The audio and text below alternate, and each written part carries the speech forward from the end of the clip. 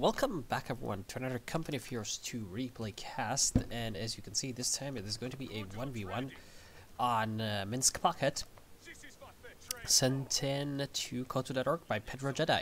He's going to be playing as the Soviets and spawning in the north side. His opponent is going to be Chompers. He's playing as the OKW as you can see, and he's bringing out a cube wagon already, of course, because this is Minsk Pocket, so it's kind of expected for him to do that. Also, we're going to see some conscripts coming through from Pedro, and immediately he chooses the NKVD rifle disruption tactics, which is kind of the reason he posted all of this, just to showcase how he plays with Doctrine. And it's also why I think this game is going to be pretty interesting. Now, let's go over it very quickly. You do get the Raider Interception already right off the bat at 0 CPs, so you can already know what the opponent is going to be going for. On the left-hand side, you're going to be getting notifications, and the very lovely Commissar guy is going to be telling you what the enemy is going to do. Recon Overflight, yeah, as you can see, OKW, Focus Grenadiers completed. Of course, we are in the replay, so it's going to just swap to him. But yeah, so it's going to provide him with a little bit of a forwarding to everything that Chompers does. And then the Fear Propaganda Artillery is actually a very underrated little ability. It can make enemy units retreat.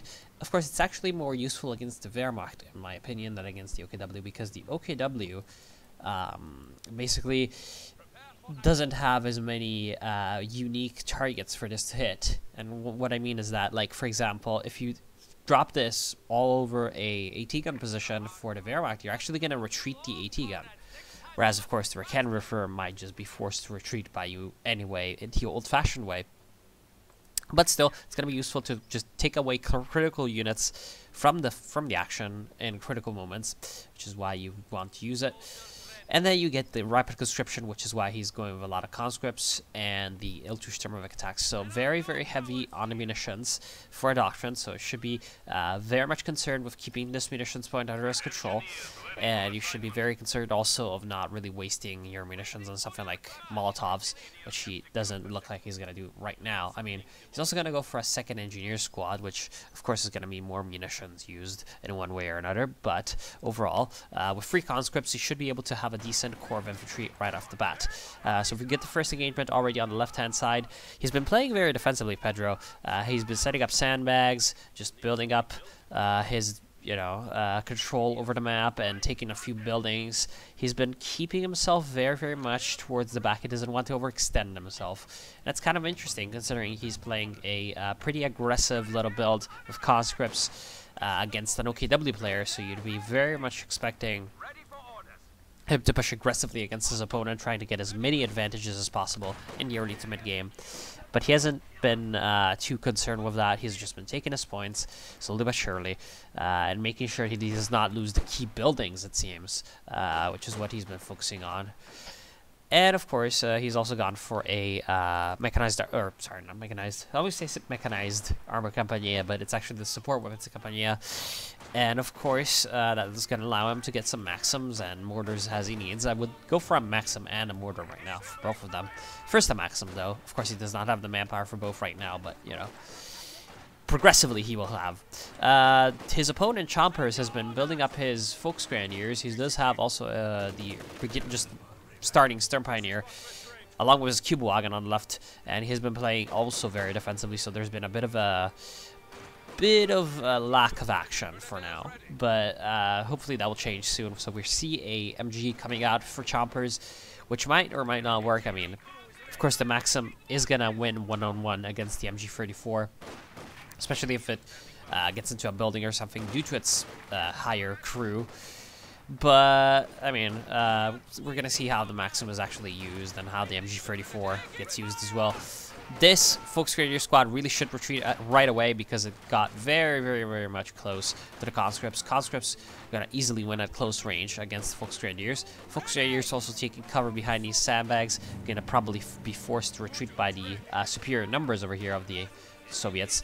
So one of the squads is probably going to take cover in the buildings, try to draw in some fire, and then he's going to come in with the flamer and force them out of the cover position.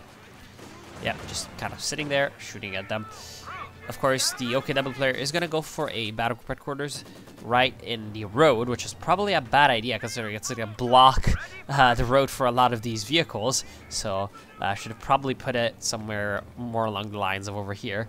But he's going to go for the retreat point, which is going to be a bit of a drain on his manpower right now, considering he's already losing territory to his opponent and being slowly but surely pushed back on basically all fronts.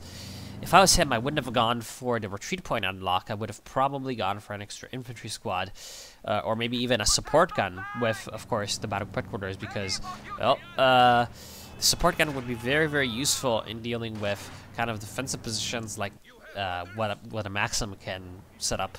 And, of course, we already see that Molotovs has been researched, but no AT grenades, and so Pedro Jedi, a little bit of a bluff, Rhying into the Cube Wagon just to scare it off. Of course, it wasn't in any danger, but at least made it retreat.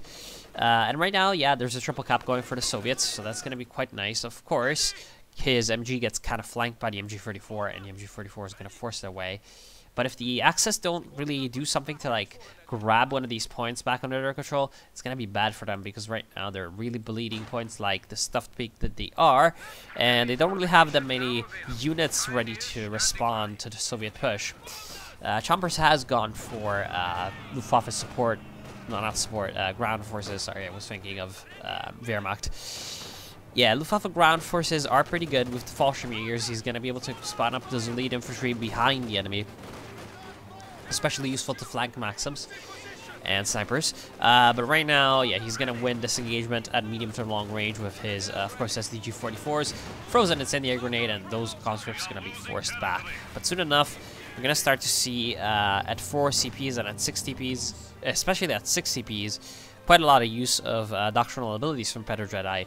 So in a way, the scaling of Luftwaffe ground forces is a little bit, spikes a little bit quicker. Once you get the Fallschirmjägers, that is when the Luftwaffe ground forces really spikes up in effectiveness, because you can start to spawn up those and get a couple of those squads working their way through the enemy infantry, making some good work. They're basically as good as enemy elite infantry are going to be with the shock troops, but of course there's no shock troops on the field for Pedro Jedi, so because he hasn't picked one of those doctrines, so he's going to be in a much more advantageous position once he gets some Fallschirmjägers out. Right now, however, he's just kind of being forced back by the Maxim. His, of course, Cube Wagon can't really do too much. Cube Wagon, still a little bit of a weak unit. Of course, machine guns. It's going to be useful later on for harassment, though. If I was Chompers, I would send it right off the bat to the right-hand side, because just at least to scout, he needs some kind of way. Oh, that's a mistake. He needs some kind of way to at least scout out what's going on the right side. And if he does not see anything, then he can just cap up some points with the Cube Wagon. That is the advantage of the Cube Wagon. It's just so quick, can capture points.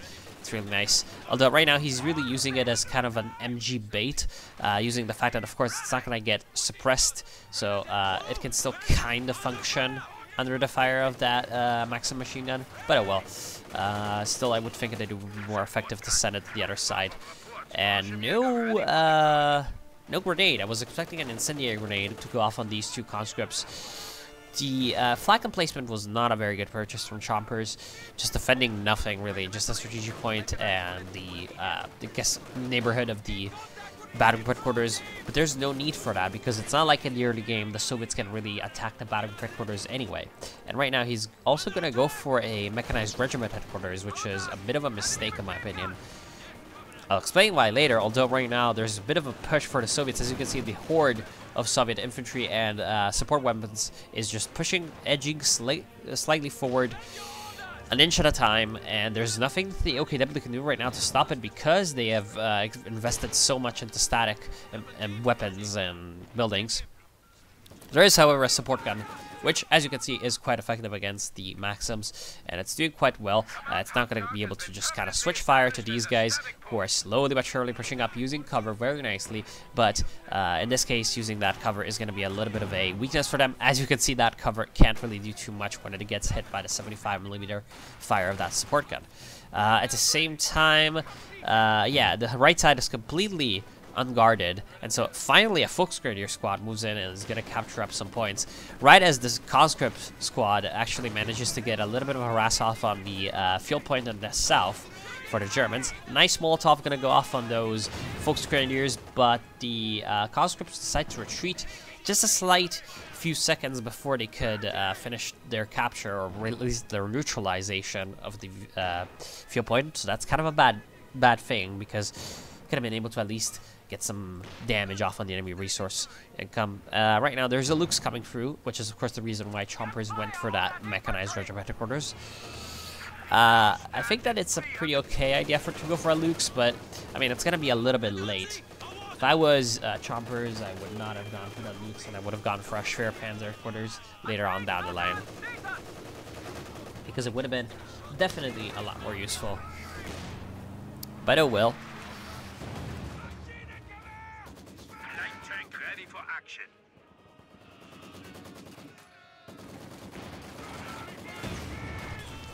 Ooh, damn. So more Molotovs coming through. Finally, the Lukes decides to show up and get some 30mm rounds down range into those conscripts. And at least forcing them away is going to be just kind of giving Chompers a little bit of extra breathing space, allow him to recapture some of these points on the left. And then once the Lukes can just kind of come through to the north and help out these Volksgrenadiers, it's going to be pretty okay. The Volksgrenadiers have managed to capture the VP, but of course the T-70 coming out from the tier 3 from Pedro Jedi is going to force them back. But it's okay, because the T-70 really can't do too much right now to what this OKW player is bringing, because of the presence of these Panzerschrecks. And hopefully a Raketenwerfer is going to be purchased right now with the 270 manpower that Chompers has. Sorry. With the 270 manpower that he has, he can definitely go for at least the Raketenwerfer. It's going to allow him to just kind of zone away this T-70 and help out, especially the Lukes. Because the Lukes can really stand toe-to-toe with the T-70, but the T-70 is going to win out in a fight. Of course, the T-70 can't really chase down and kill the Lukes in any quick amount of time. So this is really the advantage of this thing. It can lose a little bit for a while and then rush back to bait the T-70 into a trap. Of course, there's no shortage of traps coming through from the Soviets. As you can see, Pedro does have quite a lot of mines all over the map. Some of them, of course, have already been detonated.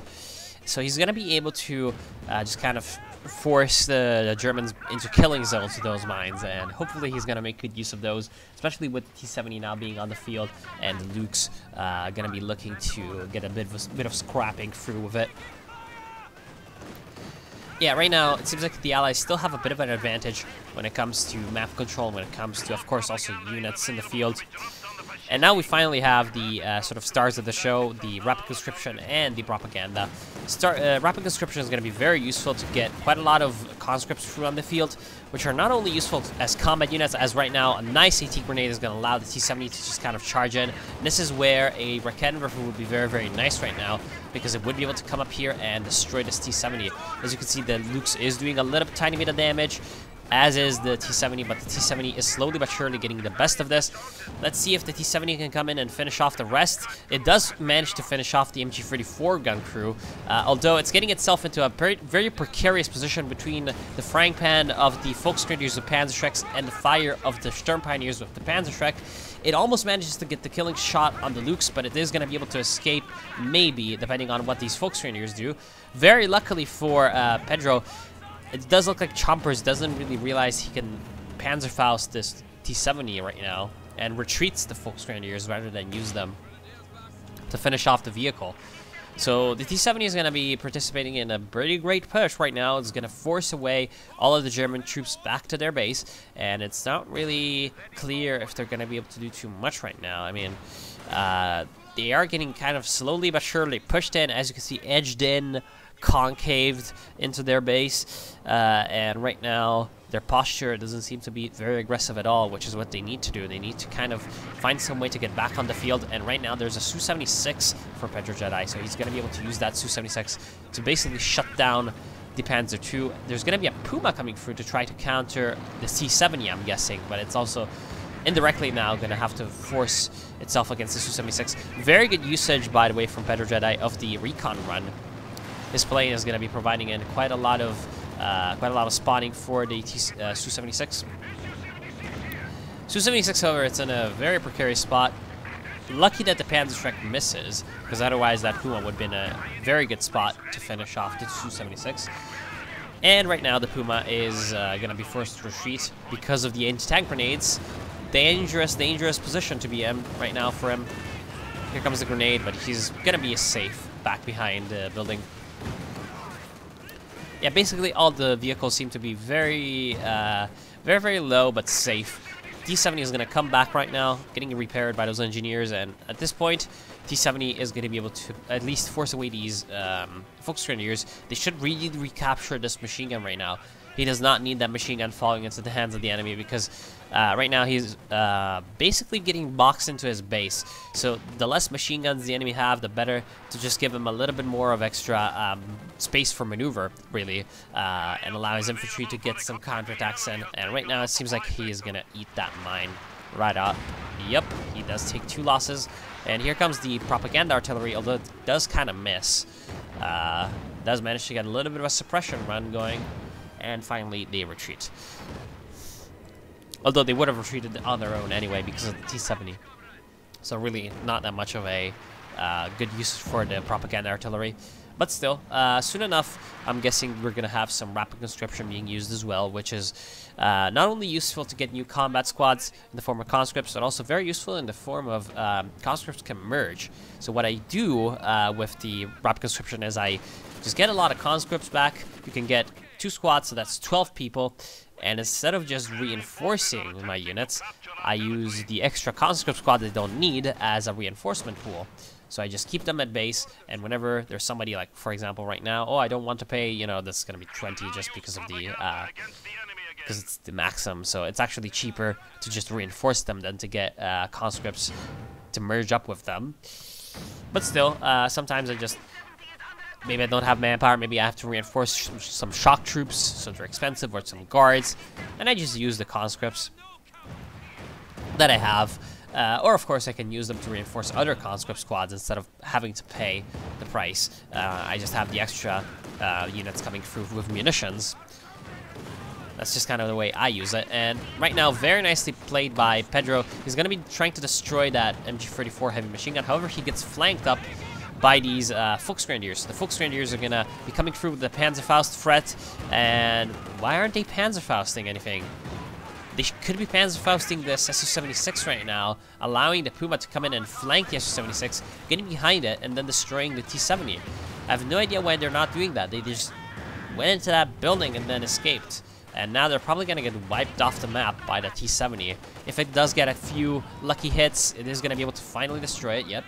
So there goes that squad, and right now the extra attack coming through from the other units is going to be late because, well, the distraction from those Volksgrenadiers is over. So at this point, all of the Soviet infantry and Soviet vehicles can just kind of concentrate themselves on the last remaining German units that are in the field. That was kind of a big mistake. However, the Soviet infantry makes the same mistake and attacks without the support of the vehicles, so it is forced away quite easily by the nukes. And right now, on the right side, finally another nice move from Chopper is going to get some more harassment through, and it looks like he's also going to go for the field point. Right now, Pedro Jedi has gone for the Mechanized Armor Company after having gone for his Su-76 and his T-70, just to get both the anti-vehicle and the anti-tank. No, sorry, the anti-tank and the anti-vehicle. There we go. Nice cook-off on that Puma. Going to get a nice star of veterancy for the Su-76, almost up to vet free. Still, what I was talking about earlier was that he's got both the anti-infantry and the anti-vehicle from Su-76 and the T-70 of his tier 3, and oh, this is not going to be fun for those Stern Pioneers. Actually not getting any wipes, pretty unlucky for Pedro Jedi, but he's going to definitely get at least enough damage to force them back to where they came from. Still, I was saying, after he's gotten that, he's going to go for the tier 4 just to not fall behind on that tech race. And with the tier 4, he could go for a couple of T-34 76s. Well, he's not doing that. Although he does have enough fuel and manpower for in one. Oh, he's gonna go for a Katyusha. And after the Katyusha, he can probably go for a T-34-76 as well. I feel like the Katyusha is a very, very good choice for him.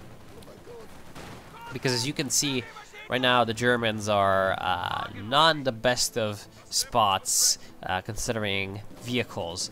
Because they've just lost their Puma. There's going to be no units that can hunt down this Katyusha, and there's going to be a heck of a lot of targets for this Katyusha to do very, very well against. Right now, the Germans are down to 100 points, so they're kind of desperately trying to get some VPs back together and get some control over them, which is going to lead to a pretty rash decision, in my opinion, by Chompers to place down the Schwer Panzer quarters in a very exposed position. As you can see, it's going to basically have two big, wide open fields that the Allies can use to attack it from. So, the Schwer Panzer quarters, although Petro Jedi does not have any anti-tank guns to help out in dealing with that, is going to be very vulnerable to the Su-76. It's going to be vulnerable to the Katyusha as well. So, not the best possible spot in my opinion. We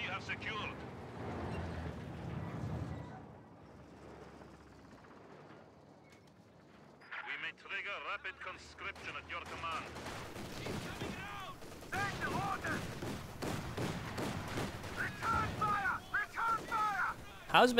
How has the support gun been performing? 14 kills. Well, I would say it's kind of been paying for itself, especially because hold on. Okay. Especially because what I really like about the support gun is that it provides a sort of sense of urgency to your opponent that he needs to move and just does not have the chance of just sitting by and letting the support gun shoot. It's not really been the most effective, but at least it's gotten 14 kills. It's, as I said, disrupted the MGs a little bit. Oh, sorry. Right now we have a bit of a battle going through. Let's see how the Katyusha fares. So the first barrage comes through, gets 6 kills, and actually wipes out a Volksgrenadier squad. So that was a very good first barrage. As you can see, well placed on the enemy. He came up close enough to fire, which is pretty important. You don't want to fire in maximum range with the Katyusha because it's not going to hit anything. And yeah, right now there's quite a lot of allied forces coming through the center. There's 2 more conscript squads on the field for Pedro, which means that of course he used rapid conscription earlier on. And I'm still not quite sure why he hasn't gone for some T-34-76s. They would allow him so much more utility to face off against the Axis. By the way, I would have put my Schwer Panzer quarters down here by the fuel point, just in case you were wondering. That would have exposed slightly the battlefield quarters, but it would have also allowed the Schwer Panzer quarters to be in a much more protected location and would have allowed it to defend the fuel point quite crucially, while also, again, keeping itself kind of safe. Right now, it seems like there's a lot of Soviet troops coming through on all flanks. And if they can get some good captures off, they're going to be in a good spot, because right now, as you can see, the Germans are down to 93 points, so map control starts to become very, very crucial for both of these sides. The T-70 is going to die at this point because of the Raketenwerfer. Very well played, finally getting a Raketenwerfer. As you can see, that is the usefulness of this this weapon. Just kind of gets a lot more of a defensive position effective against enemy vehicles. Right now, yeah, these conscripts are trying to charge through. They have the rapid conscription being activated, so there's going to be more troops coming through to reinforce the Soviets from off the edge of the map. And right now, the Su-76 does try to get the Lukes off the field, but it's going to get forced away by the Storm Pioneers. Actually, it looks like a German mine went off and almost killed that conscript squad. There's also, of course, the problem of the Schwer Panzer quarters, which now has been revealed to the Soviets. So they're going to be aware of its location. And right now, Pedro Jedi can go with a couple of anti-tank guns. He's got plenty of infantry on the field to defend them, and a couple of anti-tank guns would be able to deal with the Schwer Panzer quarters quite easily. Just kind of bring up a Maxim machine gun plus 3 or 4 conscript squads to defend a couple of AT guns in this position, and he can easily destroy the Schwer Panzer quarters. It's also been placed broadside to the VP. So this means that it's going to have an even better sort of, well, AT guns are going to have an even better target, because what usually AT guns end up missing with the Schwerpanzer quarters is like their width. So they usually just kind of miss to the side rather than to the, I don't know, missing the range, really. They don't really shoot under, they shoot to the side. Anyway. There's actually not a Schwerpanzer, sorry, a Jagdpanzer coming through for chompers. I disagree with this choice very, very much. We know that the Katyusha is on the field, although it's only now firing its second barrage, so maybe only now it has been spotted. Does get a couple of kills in the second barrage. Does not actually wipe out the Stern Pioneer squad, however, and ooh, a plane just crashed somewhere. I have no idea. Oop, right over here. Anyway, we know that there's a Katyusha on the field. Or rather, Chompers knows. So going for a tank destroyer instead of a medium tank seems like just a way to over-turtle yourself and just kind of let yourself be destroyed by a long-range artillery piece that you have no way of countering now because of the Jagdpanzer purchase. If I was him, I would have definitely gone for, oh my god, this poor Maxim crew, absolutely murdered by the Volksgrenadiers. Steal that machine gun, steal the machine gun, steal the machine gun.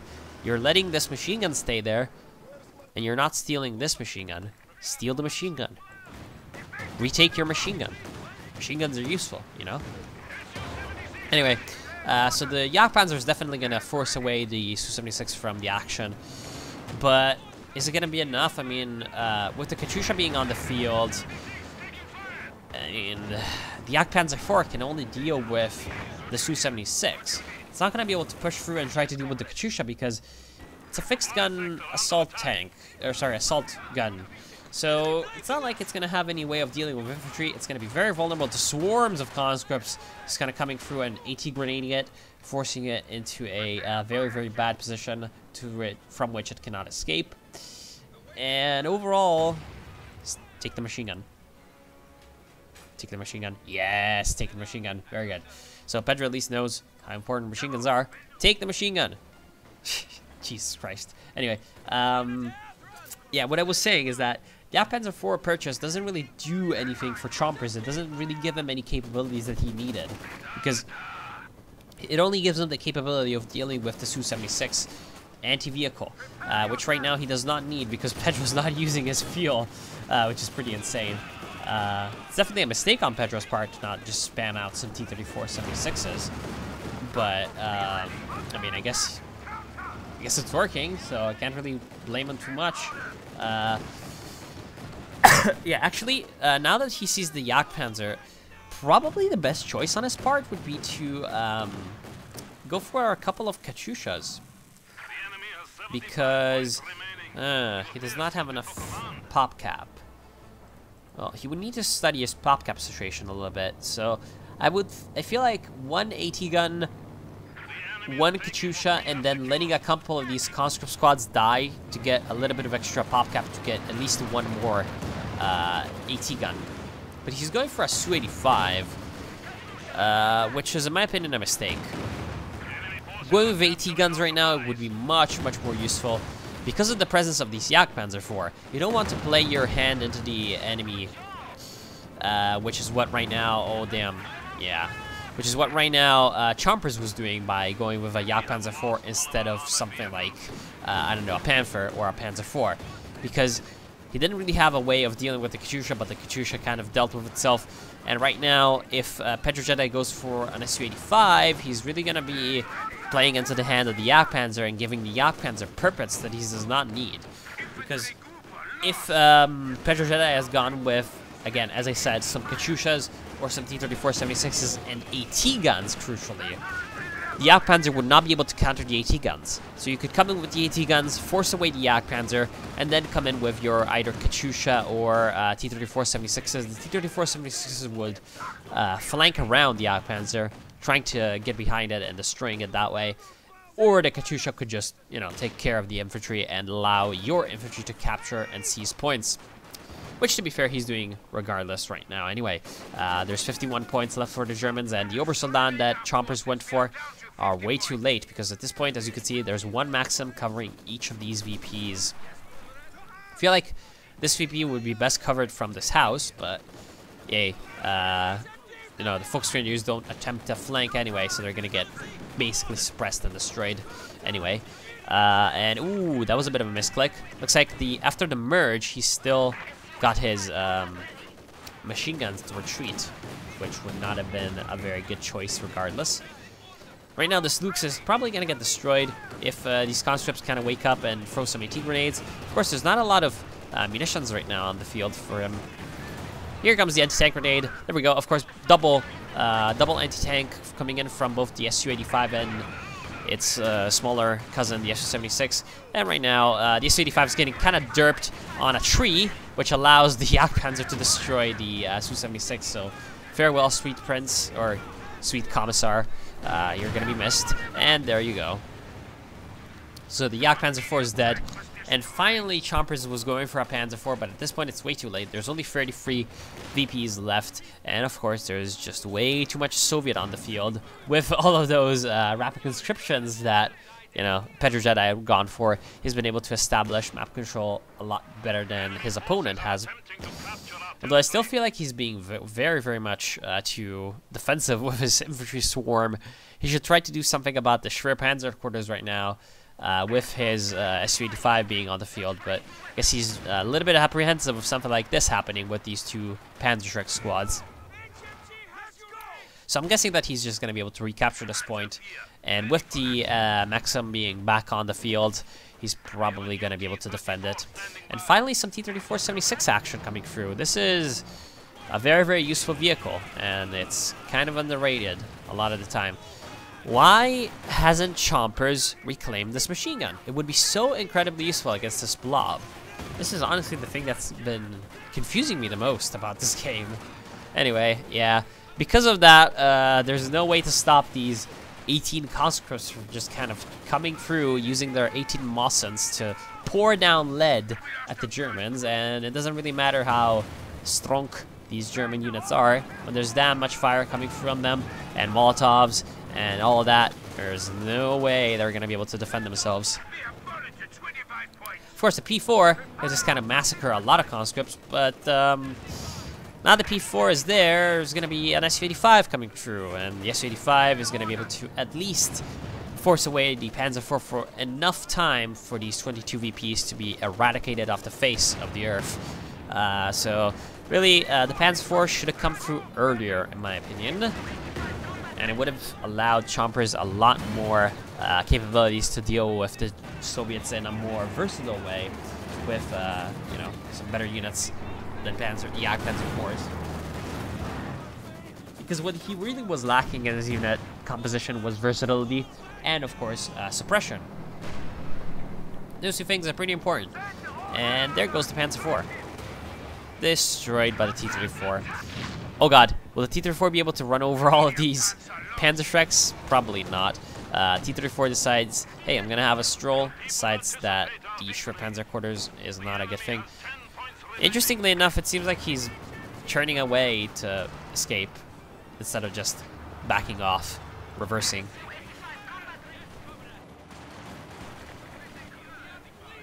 But that's gonna be the end, most likely. Of course, here comes more conscripts. They're gonna get forced away by the Sturmpiles at close range, but there's 5 points and there's a Maxim. So really no way for the Germans to capture this point. And finally, at the end, the Soviets are going to demonstrate just how vulnerable this Schwerpanzer was by coming through and destroying it. Wow, interesting. What actually Pedro should have done is use the T-34-76 in the front to soak up the damage from the Schwerpanzer quarters rather than use the Su-85 to do that, because I'm not sure about the armor of the T-34-85, or sorry, the T-34-76 and the Su-85, how they compare, but I'm pretty sure they're basically the same, because Su-85 is a T-34 chassis. So, you'd rather have the shots hit the vehicle that has the least powerful weapon, and that is overall more expendable. But other than that, of course, you know, it was going quite well anyway, because there wasn't anything else that could really do anything about that. Yeah, if you should really grab any lessons from this game, it's that you should go with machine guns. They're useful. But yeah, if you have any other options, do place them down in the comments. As always, it's kind of important for you to comment and tell me what you think. And yeah, if you want a replay to be casted, drop your file down on my email. The link is in the description for the email. And yeah, I want to thank you all for watching. I hope you have enjoyed, and I'll see you soon.